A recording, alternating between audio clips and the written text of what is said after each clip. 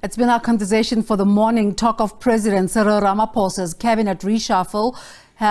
Since his re-election as president at the 2022 ANC National Conference.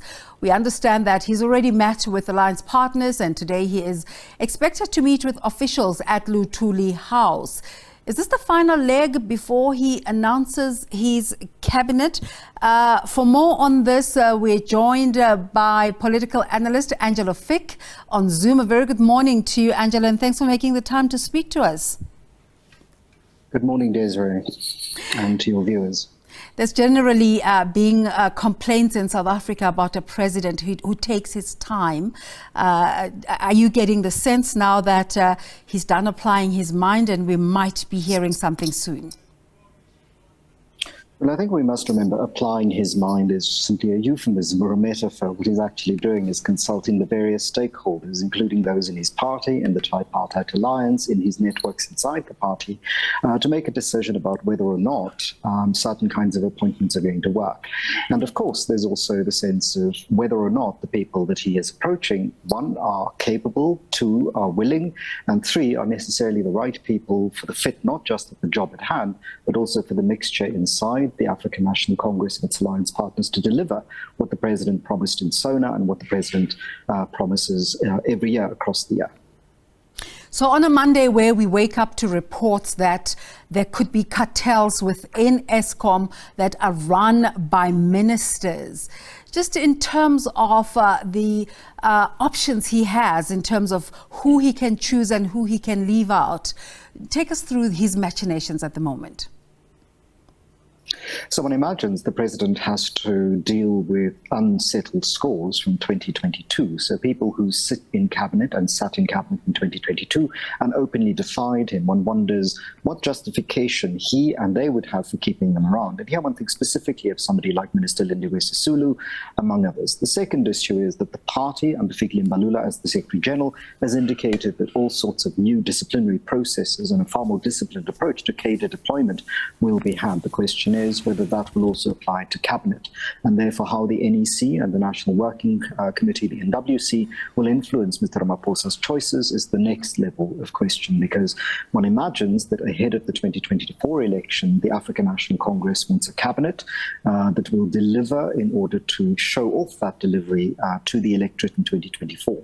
Mr. Ramaphosa also has a very unhappy population on his hand, and so these reports and allegations that there are criminal networks that now involve not just ordinary civil servants, but actually people in the executive arm of government, that has to be a matter of priority for him to address, because the last thing he wants to do is to appoint a new cabinet and then have it come out that people whose names appear on that list may also be implicated in the very issues that are alleged in the Daily Maverick's reporting. Just in terms of these reported criminal and corrupt activities within Eskom, how concerned should South Africans be that the people who are supposed to be providing solutions are part of the problem? Well, I don't think that it comes as a surprise to many people. These allegations have gone around for quite a while, that there are senior members of the party implicated in these sorts of things. These allegations go back to 2020. When Simone Haysom, I think, if I remember her name correctly, made allegations that there are senior corrupt issues inside Eskom. And one can't imagine that given the oversight mechanisms between the executive and the state-owned enterprise, that there wouldn't have been an awareness of this. At the same time, there have been compromises in the state intelligence services, but those supposedly were corrected after 2018. So the question remains whether or not Mr. Ramaphosa knew what was going on, and if he did know what was going on, what did he do to prevent that? If he didn't know what was going on, we're back with the Commission of Inquiry into State Capture under then Deputy Chief Justice, now Chief Justice Zondo, where Mr. Ramaphosa's conduct as Deputy President under the Zuma administration was, subject to scrutiny, because either he didn't know, in which case the question has to be asked, why didn't he know? Or he did know, but he acted on his own timetable based on what he saw as the risks, not only to himself, but to the country as a whole. And so the question that many will have for Mr. Ramaphosa is, how much did he know, when did he know it, and what did he do about what he knew? And if he didn't know any of this, and it turns out that these allegations not only have substance, but actually are true, the question is, why is it that the head of state does not know that this is happening in his own cabinet? We, after all, live in a country in which the Minister for State Intelligence in previous administration had a spouse who was employed in drug running, and he said he didn't know, and that didn't wash down too well, because that kind of ignorance is simply unacceptable at that level of operation. Quite correct, and I imagine these are the questions in the minds of South Africans. Now, there's been reports that he's met with the Tripartite Alliance. No surprise here. It's a traditional activity between the three. But who else is the president consulting, and what are his considerations in terms of deliverables? I know it's tempting to think, oh, the big issue right now, the big ticket is energy. But there are other problems in the country. Presumably, there is consultation with business forums, with civil society organizations and civic fora through various structures. One imagines that the South African Local Government Association will also be consulted because, again, it's not just that it is Eskom and the various state-owned enterprises. There are also concerns around the economy. There is concerns around social spending. There must be concerns around education, and so who gets appointed into these portfolios must be very carefully considered. Now, the Minister of Basic Education is sat very securely, it seems, in her seat for quite a few administrations, despite the fact that there are concerns not just about the quality of education, but about failure to deliver infrastructure that various social partners, including Equal Education, have pointed out are of real concern about the delivery of education. Higher education is in all sorts of crises, and not just at the level of the University of Cape Town and its Vice-Chancellor, who may or may not have been suspended and may or may not remain with the university for another year. It's across the sector. The Fort Hare issue, questions around fees for students not being paid, universities constantly having to make the kind of decisions around what to prioritize because they're underfunded as public institutions. But the same goes for the health sector and social development. And here I think it is going to be important for Mr. Ramaphosa ahead of 2024 to choose not only individuals who have credibility, but individuals who can deliver in a way that the African National Congress may want them to deliver, precisely because of a general election. People are going to judge them on this. And if citizens are already tired now, another year of non-delivery, another year of underperformance by ministers will leave them utterly exasperated. And that's the last thing the African National Congress wants, given what its own research tells it about its electoral performance under current conditions. You bring up the Fort Hare issue, very important. Another instance in the country discourse where members of the executive are found wanting. How's this, to what extent will this impact on the decision of who to choose into the new cabinet and who to let go?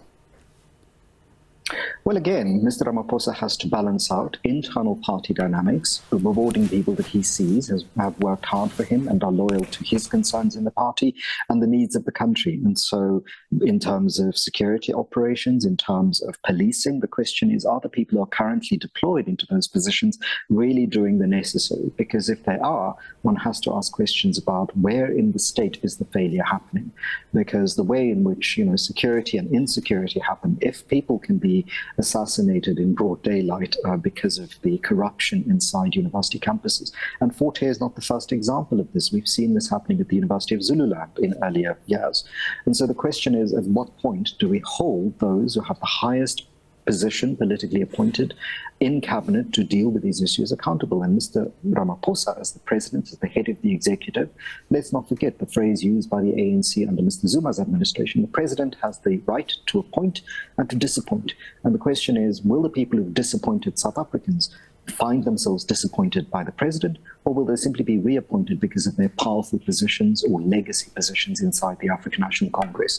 And again, for many South African citizens, this habit of putting the party before the people, matches neoliberal policies of putting profit before people. And if the people keep losing out in a constitutional democracy, eventually they will vote in 2024 and 2029 for a change because they're tired and exhausted of the existing system. So when we take all the elements currently in play in the country, an economy that's not growing, the energy crisis, these constant reports coming out about the hand that the executive has in the problems that we have, do you think we're going to see any upsets in this announcement?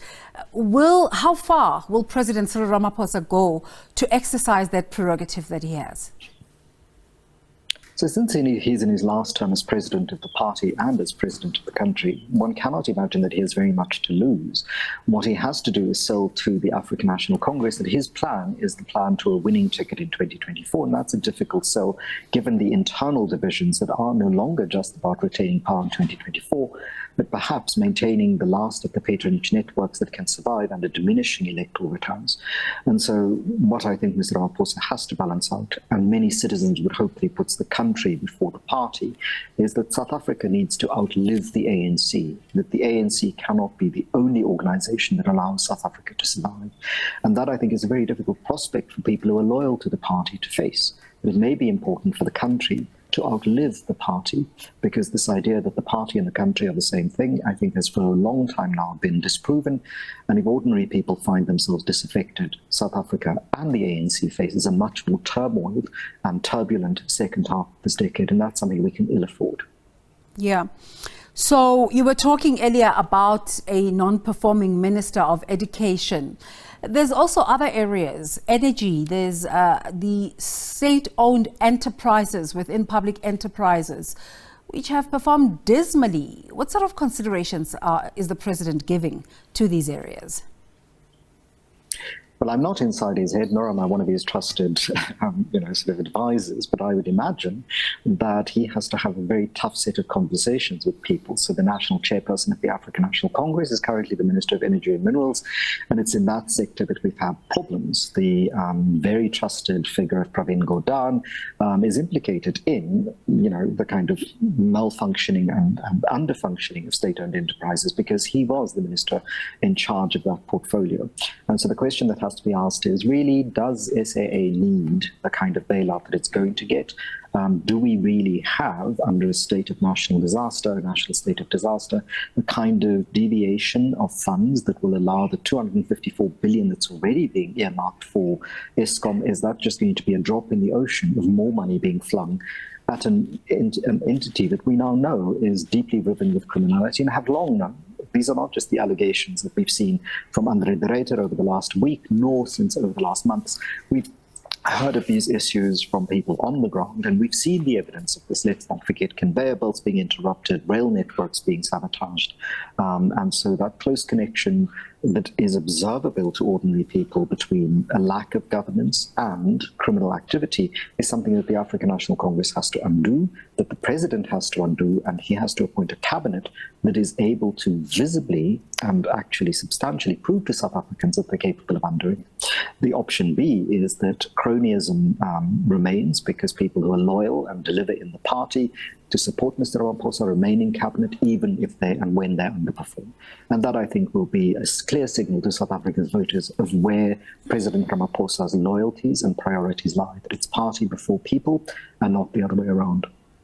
We've been talking about consultations, and some of the alliance partners have come out to say that they're against the appointment of the electricity minister, and I imagine that was announced during the State of the Nation address, and I imagine this is part of the conversations underway. Will we see eventually the appointment of such? Well, one imagines that for Mr. Ramaphosa, it's important to keep that figure as close as possible in order to make sure that the accountability is direct.